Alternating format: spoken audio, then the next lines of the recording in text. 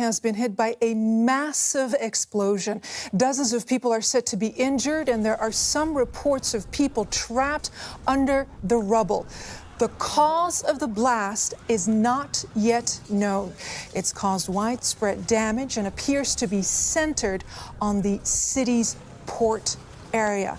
It is the blast wave has turned cars upside down. Absolute devastation in the Lebanese capital. Sadly, a country that is used to explosions, but this is of an entire different magnitude altogether. I'm joined here in the studio by my colleague, Joel Dalroy, to talk about this breaking news story. This is altogether something else. We haven't seen anything like that in Lebanon in recent contemporary times. And these pictures we've been seeing are just incredible, and lots of people have been sharing them on social media that have been captured from the city. You see a massive explosion, a huge white cloud, and then there's another cloud inside that seems to be of a different colour, red and so forth. And if you look closely at some of these images, you can see what appears to be flashes inside those clouds. And what we're hearing from some of the state media reports is this could have been involved, there could have been fireworks involved. There's some suggestion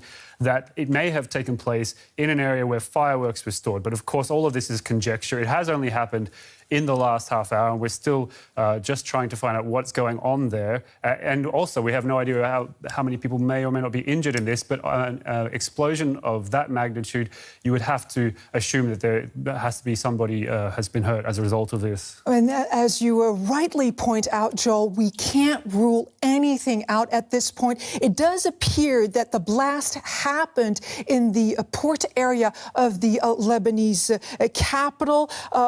Some are presuming that this could have been an industrial accident. Again, I want to caution our viewers as well. We just don't know yet. This is still a very fluid situation. And I want to point out that you're watching live pictures from the area. I mean, an absolute massive explosion. And it comes just at such a terrible time for the country.